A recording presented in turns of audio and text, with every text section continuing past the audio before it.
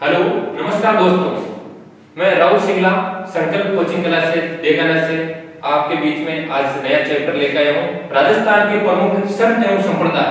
जैसे कि आपको पता है कि हमारे YouTube चैनल पर लगातार क्लासें आ रही है और जो ये संत एवं संप्रदाय का जो टॉपिक है वो राजस्थान की जितनी भी प्रतियोगी परीक्षाएं हैं उन सब में ये चैप्टर RS ले लो, first grade, second grade, REET, LDC, कोई भी एग्जाम के अंदर ये एक महत्वपूर्ण टॉपिक है, तो इसके बारे में चर्चा करेंगे। पहले चर्चा करने से पहले मैं आपको बता देता हूँ, संत एवं संप्रदाय अलग होते हैं और लोक देवता अलग होते हैं और लोक देवी। कई बच्चे इस संत और संप्रदाय और लोक देवता के अंदर भेद नहीं कर पाते, तो इसलिए मैं बता देता हूँ संत संप्रदाय क्या होते हैं। ऐसे प्रतिष्ठित व्यक्ति जो समाज में रह के उन्होंने सुधार का कार्य किया, जैसे लोक देवता है, किसी ने गायों की रक्षा के लिए अपना बलिदान किया, तो वो एक समाज के अंदर एक दर्पण के तौर पे उनको आज भी हम याद करते हैं क्योंकि उन्होंने समाज के अंदर एक अच्छा कार्य किया। उसी प्रकार संत संप्रदाय राजस्थान में देखेंगे तो वैसे तो क्या संपूर्ण भारत के अंदर भी इनकी शाखाएं हैं। दक्षिण भारत के अंदर भी देखेंगे रामानंद, जैसे रामानुज संप्रदाय की स्थापना ये धीरे धीरे भारत के पूर्वी क्षेत्र में भी आई और उत्तर में भी आई। उत्तर को लाने का काम किसने किया था? रामानंद। तो अपन स्टार्ट करेंगे राजस्थान के प्रमुख संत एवं संप्रदाय। संत और संप्रदाय की बात करेंगे तो इनको दो भागों में बांटा गया है। एक सगुण, इनका वर्गीकरण कर देता हूं, संत एवं संप्रदाय। तो इसको दो भागों में बांटा गया है। पहला है सगुण और दूसरा है निर्गुण। सगुण और निर्गुण। अब सगुण और निर्गुण में क्या अंतर है? सगुण जिसको हम भगवान जैसे ईश्वर है उसको अपन एक मूर्ति के रूप में पूजा करते हैं। जैसे भगवान श्री कृष्ण की नाथद्वारा के अंदर एक मंदिर है, वहां पे इनकी पूजा की जाती है। 8 बार दिन के अंदर उन मंदिर का 8 बार गेट खुलते हैं और 8 बार पूजा होती है। तो सगुण भक्ति परंपरा और निर्गुण भक्ति परंपरा, इस संप्रदाय के अंदर सगुण परंपरा और निर्गुण परंपरा। अब सगुण के अंदर होता क्या है, जैसे अपन मूर्ति को साक्षात रूप के अंदर अपन पूजते हैं तो वो सगुण। इसके अंदर 3 आते हैं महत्वपूर्ण रूप से। एक तो मीराबाई, नाम सुना होगा आपने, मीराबाई ने भगवान श्री कृष्ण की पूजा, मेरो तो गिरधर गोपाल दूसरो ना कोई, जाके सिर मोर मुकुट मेरो पति सोई, ये आपने उक्ति सुनी होगी। तो भगवान को इसने दाम्पत्य जो भाव है वो दाम्पत्य पति और पत्नी का जो इसके अंदर उल्लेख मिलता है। और मीराबाई ने विभिन्न प्रकार के लेख लिखे थे और इनकी जो मीरा मुक्तावली के अंदर भी देखने को मिलता है। और ये राजस्थानी साहित्य इतिहास के अंदर कवित्री भी कहा जाता है। मीराबाई का जन्म थोड़ी सी अपन इसी सगुण के अंदर कर रहे हैं तो इसकी चर्चा कर लेते हैं। मीराबाई का जन्म वैसे अपन देखा जाए तो कुड़की गांव पाली जिले में है,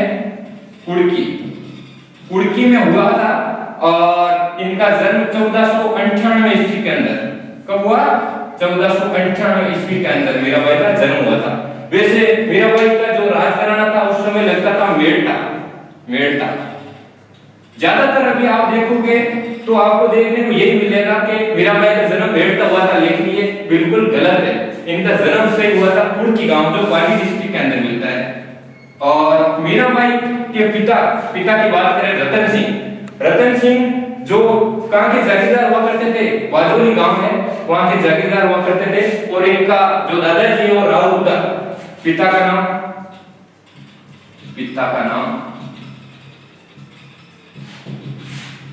रतन सिंह। और इनका दादाजी का जो नाम पूछ ले, दादा का नाम तो अपन देखेंगे राव बुदा। अब हुआ करता था कि उस समय जो मेड़ता की जो रियासत थी वो एक इसका जो कुड़की था इसका एक ठिकाना आता था, इस वजह से इसका नाम मीराबाई का पालन पोषण कहा जाता है, यहाँ मेड़ता के अंदर हुआ था। अब अपन बात करते हैं सेकंड बात करते हैं अपन। एक तो मीराबाई हो गई इसके अंदर सगुण के अंदर, दूसरा हुआ गौरीबाई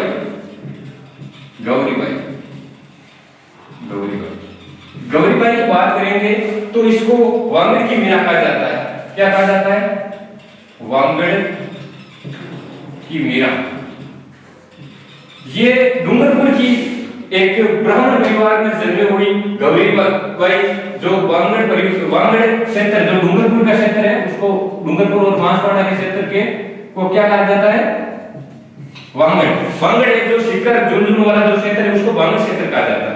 तो अपन चर्चा करेंगे गौरीबाई की, तो इसको वांगड़ की मीरा कहा जाता है। गौरीबाई एक ब्राह्मण परिवार के अंदर इसने जन्म लिया था और इसके पति का देहांत हो गया था, तो ये विधवा होने के बाद में इसने भगवान श्री कृष्ण को ही अपना पति मान लिया था। तो इस वजह से इसको कहा जाता है तीसरा कवि दुर्लभ।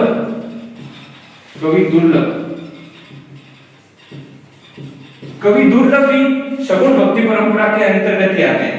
मीराबाई 1 नंबर, 2 नंबर हो गया गौरीबाई और तीसरा कवि दुर्लभ। अब दुर्लभ जी की बात करेंगे तो ये भी राजस्थान के डूंगरपुर के निवासी थे। राजस्थान के डूंगरपुर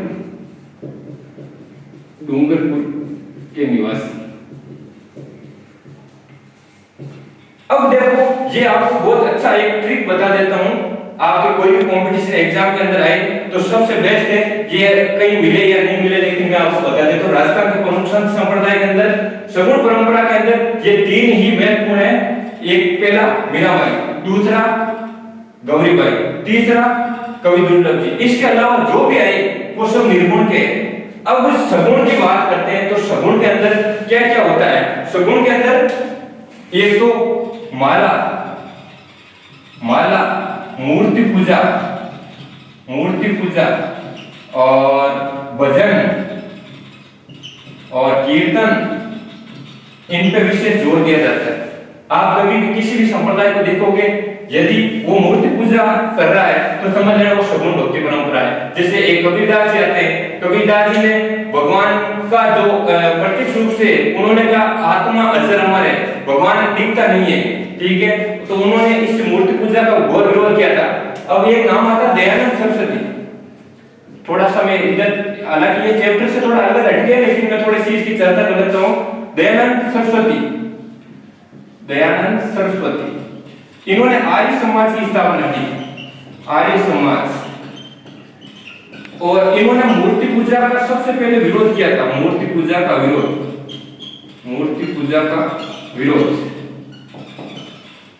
एक छोटी सी घटना है, मंदिर के अंदर दयानंद सरस्वती जी गए थे और एक गणेश जी का जो मंदिर था वहां जो मोदक का लड्डू रखा हुआ होता है वो उचवा उठा के ले जाता है। तो उस समय से इन्होंने धारणा बना लेते जो भगवान अपनी रक्षा नहीं कर सकते वो हमारी कभी नहीं कर सकते।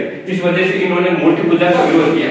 तो जिस चीज के अंदर मूर्ति पूजा के पक्ष मिलता है या मानते हैं, जो कीर्तन पे विश्वास करते हैं, जो भजन पे विश्वास करते हैं, जो माला धारण करते हैं, जो मूर्ति पूजा करते हैं, उन सबको किसी की श्रेणी में आते हैं। और इनके अलावा जो भी है, जैसे जामुन जी महाराज, निर्गुण के अंदर कौन कौन आते हैं ये तो हो गए अलग। अब इनका मैं वर्गीकरण कर देता हूं, आराम से आपको समझने में आसानी होगी। पहला अपन जाम्बू जी और रामानंद।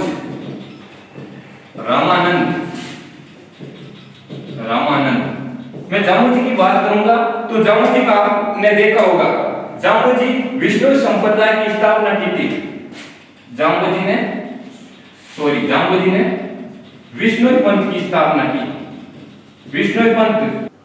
तो अब देखो जैसे अपन ने पढ़ा था विष्णु संप्रदाय की स्थापना जाम्बू जी ने की थी और जाम्बू जी ने 20+9 29 नियम दिए थे और ये अच्छे नियम है जिनका पालन विष्णु संप्रदाय के लोग अक्सर करते हैं। अमल का सेवन नहीं करता, पीले वस्त्र धारण नहीं करना, इस प्रकार से वन्य जीवों पर दया रखना और पेड़ पौधों की रक्षा करना। आपने देखा ही होगा खेजड़ी जो गांव है उसके अंदर खेजड़ी गांव के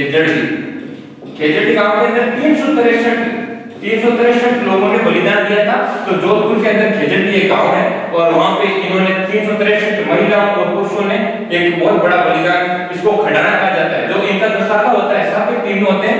जैसे अपन किले के अंदर देखेंगे तो शाखा होता है, उसके अंदर जोहर, महिला जोहर लड़ती है और पुरुष वीर गति को प्राप्त होते हैं, युद्ध भूमि के अंदर लड़ते हैं। उसी प्रकार से खंडाना, जिसके अंदर पेड़ पौधों के लिए जो बलिदान किया जाता है उसे खंडाना कहा जाता है, खंडाना, ठीक है। तो एक खंडाना प्रकार का शाखा, इन्होंने 363 बलिदान हुए थे। अब अपन बात करेंगे इनके अलावा कौन कौन थे। रामानंद, रामानुज और वल्लभाचार्य वल्लभाचार्य और संत रजब जी,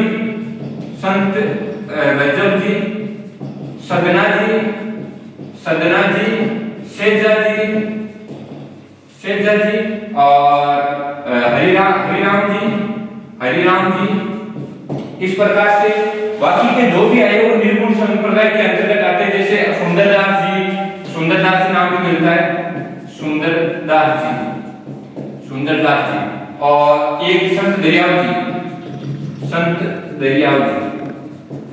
जो संत दरियाव जी है वो एक रामसनेही संप्रदाय की मुख्य पीठ है, रामसनेही संप्रदाय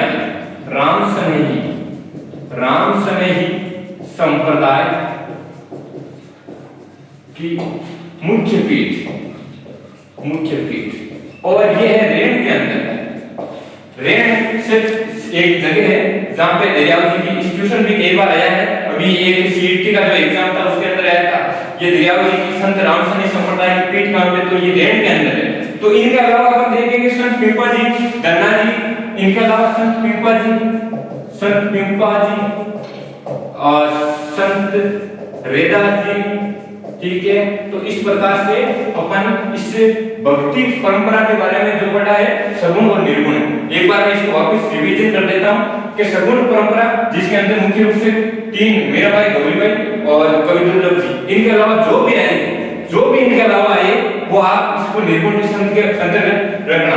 और अब आगे आपको चैप्टर स्टार्ट करते हैं। इनके अंदर कौन से जैसे हमने ये चीजें पढ़ी है कि संत एवं संप्रदाय की जो सगुण और निर्गुण की जो अलग-अलग थी, उसके अंदर भी एक और निकल के आया था आगे जाके, वो है अपन के संप्रदायों के भी और दो वर्णन आपको मिलते हैं, आगे देखना। तो संत संप्रदाय की दो आपकी शाखाएं मिलती है, एक तो है वैष्णव संप्रदाय और दूसरा है शैव संप्रदाय।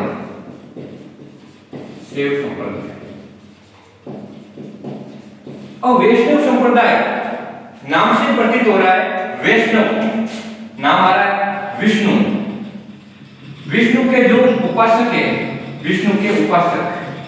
वो क्या कहलाए, वो वैष्णव संप्रदाय के लोग। और जो शिव, तो जैसे शिव संप्रदाय नाम से प्रतीत हो रहा है, भगवान शिव के जो उपासक थे, भगवान शिव शंकर उनको मानने वाले थे, वो शिव संप्रदाय के अंतर्गत आते थे। और वैष्णव के अंदर जो भगवान विष्णु के उपासक थे। और इनके अंदर जैसे अपन शिव संप्रदाय की बात करेंगे तो इसके अंदर जो आते थे पहले, उससे पहले अपन बात करते हैं विष्णु की। इसके अंदर माधवाचार्य और दूसरा आएगा इसके अंदर वल्लभाचार्य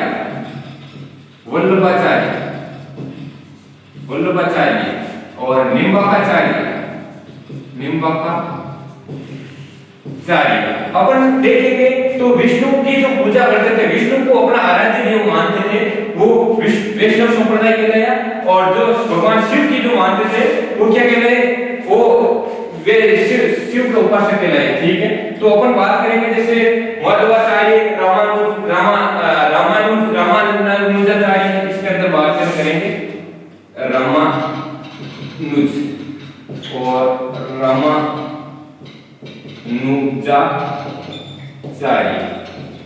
तो ये महत्वपूर्ण तौर से आप कोई भी कॉम्पिटिशन का एग्जाम दो तो उसके अंदर वैष्णव संप्रदाय के जो भगवान विष्णु के उपासक थे, और इन्होंने माधवाचार्य उनके अंदर, और वल्लभाचार्य, निम्बाकाचार्य, रामानुजाचार्य और भगवान के शिव के जो उपासक थे, वो जैसे आपने पढ़ा अभी मैंने सगुण निर्गुण का जैसे बताया, तो भगवान जो मूर्ति पूजा का पक्ष लेते थे वो भगवान के सगुण भक्ति परंपरा के अंदर ले आया था।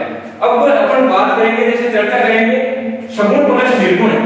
ऐसे भी संत संप्रदाय के अंदर जो लोग थे जो सगुण भक्ति परंपरा को भी मानते थे और निर्गुण भक्ति परंपरा को मानते थे। तो इस प्रकार के जो संत एवं सन्यासी हुए थे उनका मैं नाम लेना चाहूंगा। अपन वर्गीकरण करते हैं, जैसे शैव प्लस वैष्णव, सगुण प्लस निर्गुण परंपरा और निर्गुण भक्ति परंपरा।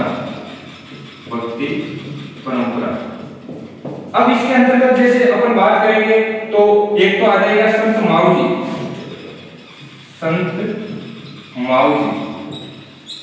संत माऊजी को वैसे वांगड़ का धनी कहा जाता है। संत माऊजी जो निष्कलंकी संप्रदाय की स्थापना की थी उन्होंने, निष्कलंकी संप्रदाय इनको वांगड़ का धनी कहा जाता है। संत माऊजी को वांगड़ का धनी कहा जाता है। वांगड़ जो डूंगरपुर और बांसवाड़ा का जो क्षेत्र होता है उसे वांगड़ कहा जाता है। और वांगड़ में इन्हों की जो निष्कलंकी संप्रदाय की स्थापना की थी वो डूंगरपुर और बांसवाड़ा का जो क्षेत्र आता है उसको वांगड़ कहा जाता है। संत माऊजी को वांगड़ का धनी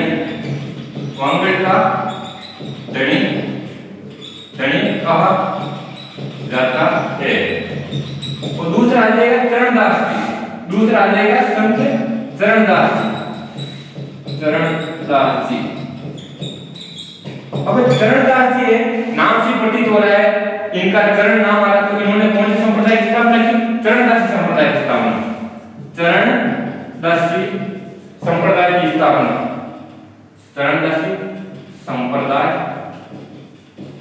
की स्थापना। और तीसरा अपन चर्चा करेंगे हरि सिंह जी सांपला। तीसरा है हरि सिंह जी सांपला। तो संत माऊजी निष्कलंकी संप्रदाय, चरणदास जी जो चरणदासी संप्रदाय की स्थापना, और हरि सिंह जी सांपला जिन्होंने निरंजनी, नाम क्या है? निरंजनी संप्रदाय, निरंजनी संप्रदाय की स्थापना। और इनको राजस्थान का वाल्मीकि भी कहा जाता है। एक चीज बहुत महत्वपूर्ण है, जैसे हरि सिंह जी सांपला इनको राजस्थान का वाल्मीकि कहा जाता है।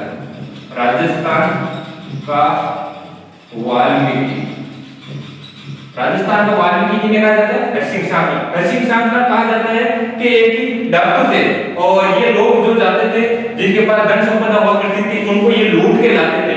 इस वजह से वाल्मीकि भी आपने देखा होगा, वाल्मीकि जो लुटेरे थे एक तरह के, और जिनको अच्छा ज्ञान मिलने के बाद उन्होंने रामायण जैसी रचना की थी। और इस प्रकार से इनके जो मेन तो इनका जो इनको सन्यासी बनाने का जो मुख्य अपन रोल माने तो किनको माना जाता है? हड़बूजी सांपला। इनके भाई थे हड़बूजी सांपला। हड़बूजी सांपला के कहने से ही इन्होंने इसे जो अपन का जो डाकू थे, इसको डाकू थे, इन्होंने अपना काम छोड़ के और संत और संप्रदाय के जैसे एक अपना मार्ग इन्होंने चेंज कर लिया। तो इनके गुरु के तो कोई अतिशयोक्ति नहीं होगी। तो अपन बात करेंगे आगे शैव संप्रदाय से ले लेते अपन प्रतिष्ठा।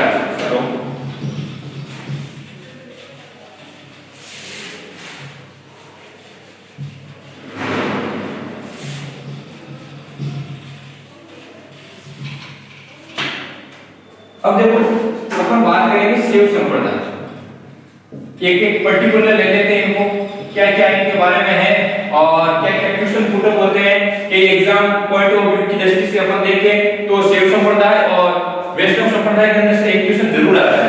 और ये भी कई बार आया हुआ है क्वेश्चन, आपकी एग्जाम में आप क्वेश्चन उठा के देखना, जिस प्रकार से रामानुज जो अब कहा जाता है कि दक्षिण से भारत में लाने का श्रेय उनको दिया जाता है। तो आगे अपन पढ़ेंगे, उससे पहले पढ़ लेते हैं अपन शैव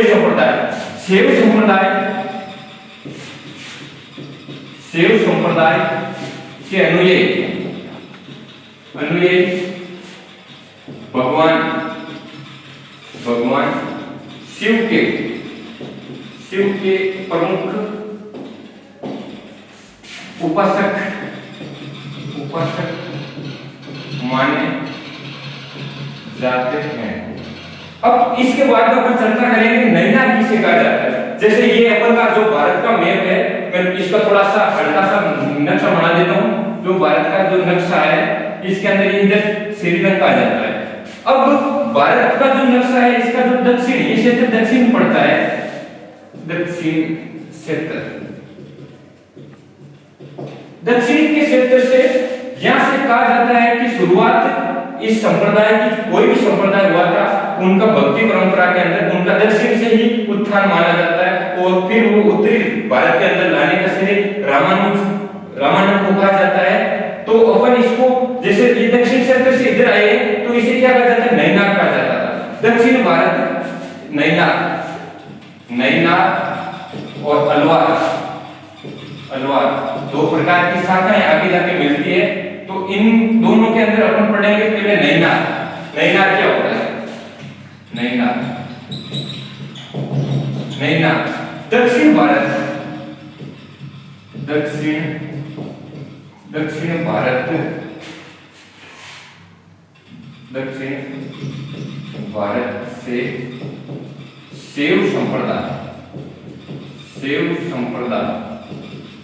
शैव संप्रदाय द्वारा जब अपन देखते हैं तो इनके अंदर अपन को देखने को मिलता है कि जो नैनाक दक्षिण भारत के क्षेत्र से जो हम इस भक्ति परंपरा को यहाँ लेके आए थे, इसे उन जो भी संत हुए थे उनको नैनाक कहा जाता है।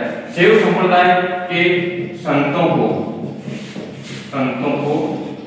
क्या कहा जाता है, नैनाक कहा जाता है।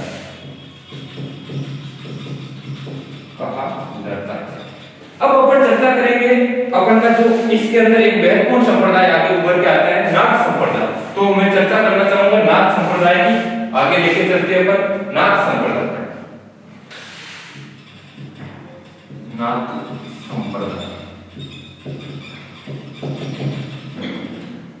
नाथ संप्रदाय की चर्चा करने से पहले मैं आपको बता देता हूं इसके बाद में अलग-अलग संप्रदाय ऊपर क्या है, लकुलिक संप्रदाय, कापालिक संप्रदाय के अंतर्गत आप बात करेंगे तो इस प्रकार के लोग थे जो शमशान के अंदर रहते थे, जो शराब पीते थे, वो शराब को सुरापान कहा जाता था। सुरापान यानी वो शराब को कहा जाता था। और वो अपने गले के अंदर मुंडियां, जो अपन की जो नरों की मुंडियां होती थी उसका नर बलि पर विश्वास भी करते थे। इस प्रकार से ये काफी आगे पहले इनका मैं नाम लिख देता हूं, नाथ संप्रदाय, फिर आता है लकुलिक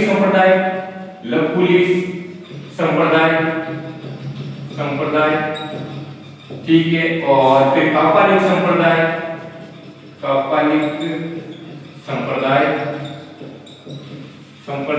और फिर उसके बाद अपन चर्चा करेंगे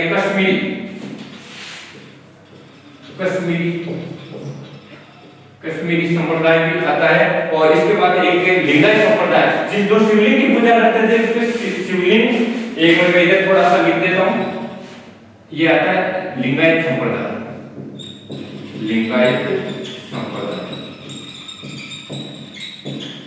लिंगायत संप्रदाय की चर्चा करूंगा तो भगवान शिव के अपन देखेंगे तो शिवलिंग की पूजा की जाती है अक्सर। तो भगवान शिव की जो पूजा करते हैं, शिवलिंग की जो पूजा करते थे, वो इस संप्रदाय के अंतर्गत आता था।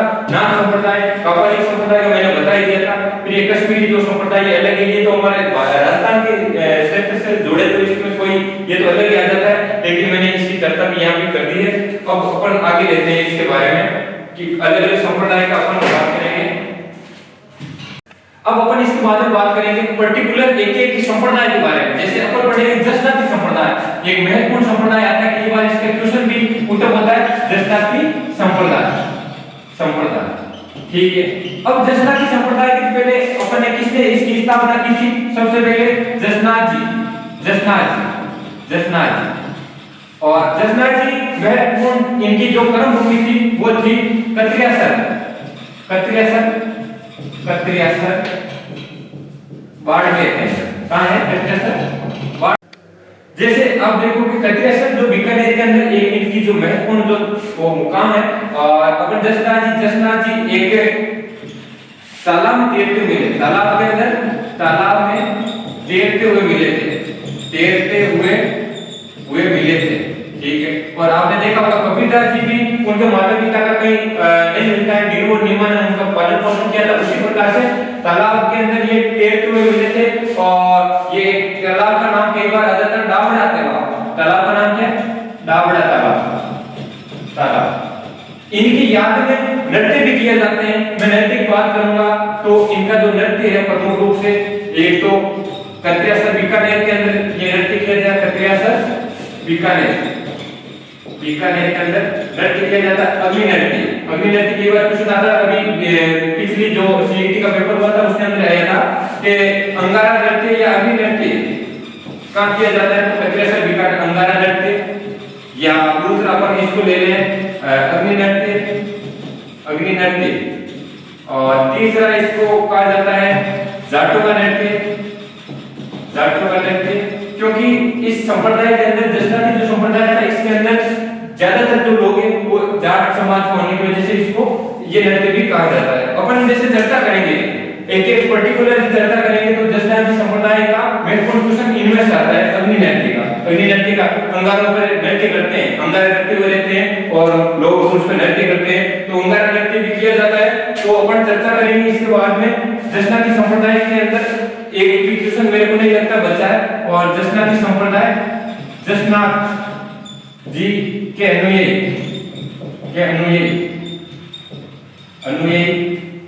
अंगारों पर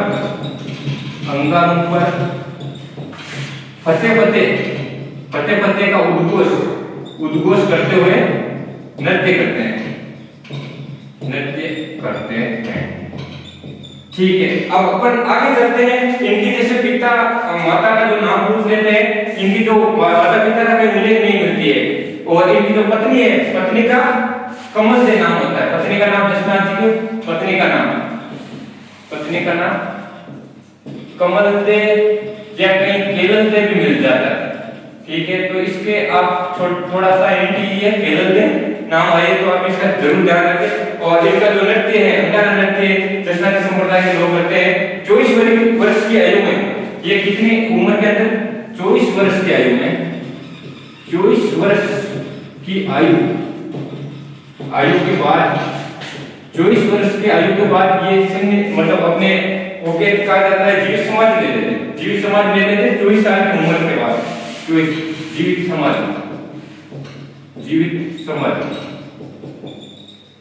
समाधि ले लेते हैं। और ये महत्वपूर्ण संत है, इनका कई बार क्वेश्चन आता है, और मैं अगला लेता हूं आपके बाद।